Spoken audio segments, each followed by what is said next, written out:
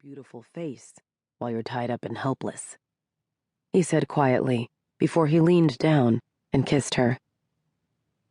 She opened her heavy eyelids a moment later, drugged by his potent kiss and the sensation of his body hardening against her. "Helpless against what?"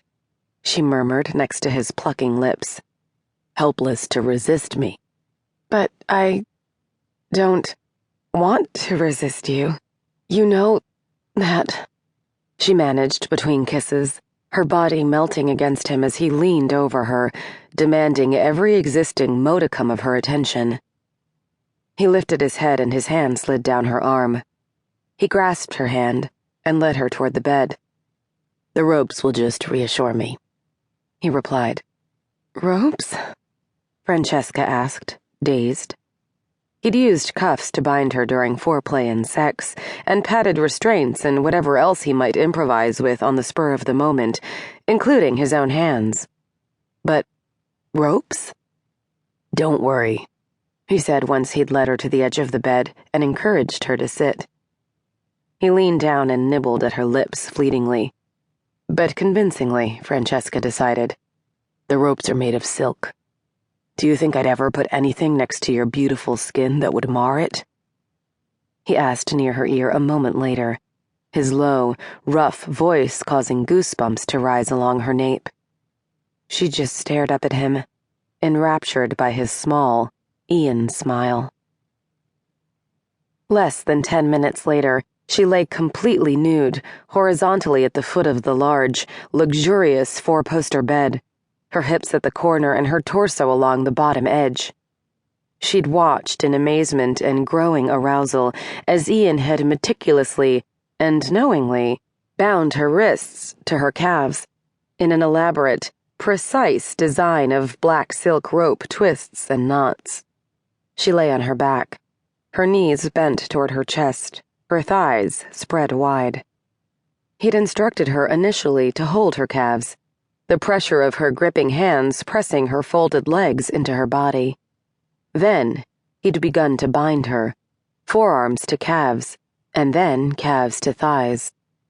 She was trussed up good and tight, although she was not uncomfortable, unless the erratic pounding of her heart and the mounting need for friction on her exposed, naked sex counted as discomfort. She watched Ian anxiously as he returned from the room at the right side of the suite, their private sanctuary, the room that was typically kept locked and contained all manner of instruments for bondage, punishment, and pleasure. "What have you gotten from your room to torture me with?" she asked teasingly, her head twisted to see what he held in his hands.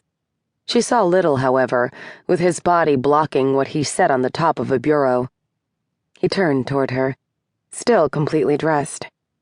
Her nipples prickled beneath his hot stare as he examined her, as ever, his gaze striking her as cool and assessing and blazingly possessive at once. "My room?" he repeated as he came toward her.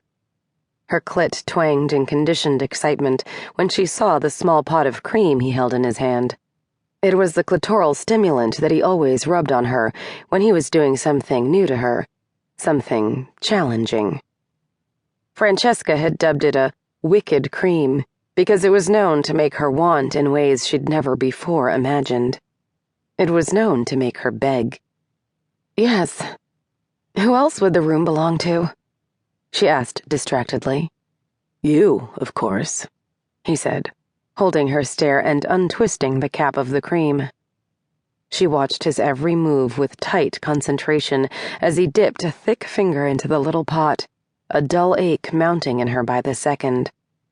"You're the only one who has a key," she said, as he withdrew his finger and a dollop of white cream.